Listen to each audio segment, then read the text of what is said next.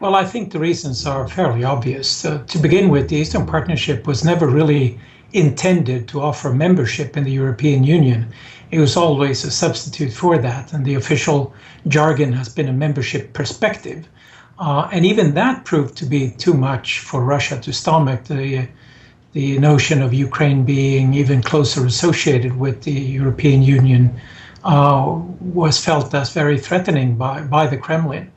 To that, we may add that the European Union on its side has been very badly burnt over the past year, both by the outcome of the Arab Spring and the refugee crisis in the south, and by the increasingly hostile relations between the West and Russia. So coming into the summit meeting in Riga, although some of the candidate countries like Ukraine and Georgia and Moldova hoped that they would have at least a roadmap for membership in the European Union, that was not really in the cards. The European Union is now backtracking, trying to get out of this mess and trying to mend fences with Russia rather than provoke more conflict.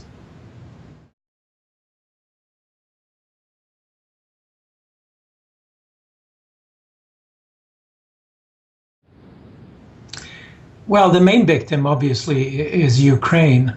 When Ukraine was forced, following the Eastern Partnership Summit in Vilnius, to make a choice between closer association with the European Union or with Russia, the country basically split up into two camps.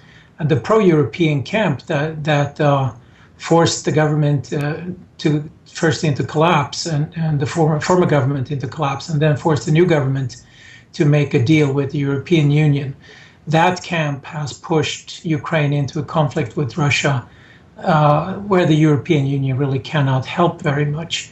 It is in a game of a slow attrition with a low-intensity war in the eastern parts of the country that is making any ambition to stabilize the economy simply a pipe dream.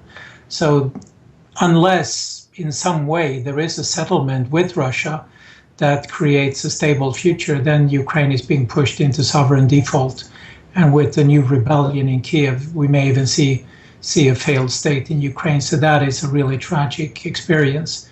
The other two hopeful candidates coming into Riga, Georgia and Moldova, both are in conflict with Russia over areas that are de facto Russian protectorates within their sovereign territories, Abkhazia and South Ossetia in Georgia, and Transnistria in Moldova.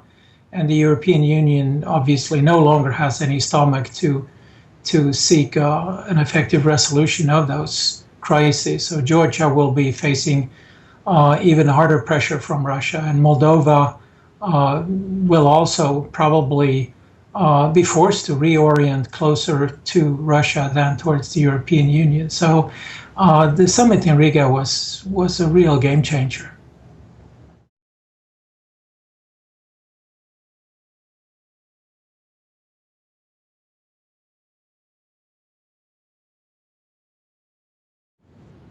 Well, it really is a very major division. Georgia, Moldova and Ukraine came to Riga hoping to gain membership and were sadly disappointed.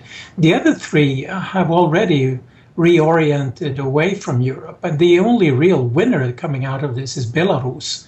With the Minsk Accords on ceasefire in Ukraine, Belarus has emerged center stage. And Mr. Lukashenko, President Lukashenko, who a year ago was known as the last dictator in Europe, has now sort of become a poster boy of sorts.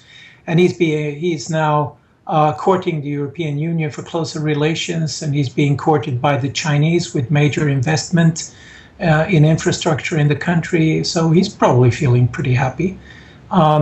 Azerbaijan on its side has grown very tired of lecturing about human rights in its country and knows fine well that the Europeans will want its energy anyway, so it can afford to disregard any ambition by the European Union to influence its domestic politics. So that sort of leaves Armenia, which is the only real friend that Russia has, because Russia protects Armenia against possible war with Azerbaijan over the frozen conflict in Nagorno-Karabakh. And the Russian army maintains a substantial garrison inside Armenia. So the belief that Armenia would orient closer to the European Union under the Eastern Partnership was never really going to happen. Armenia has said thanks but no thanks, and is now a member of the Russian-led customs union, destined to be in the Eurasian Union. So it's inside the Russian tent, and it relies now on Russia for protection. And the European Union is going to maintain rhetoric of good relations with all of these countries, but it's very hollow. And some of those who went furthest out on the limb have now been hung out to dry. And this is going to come back and haunt the European Union foreign policy making in years to come.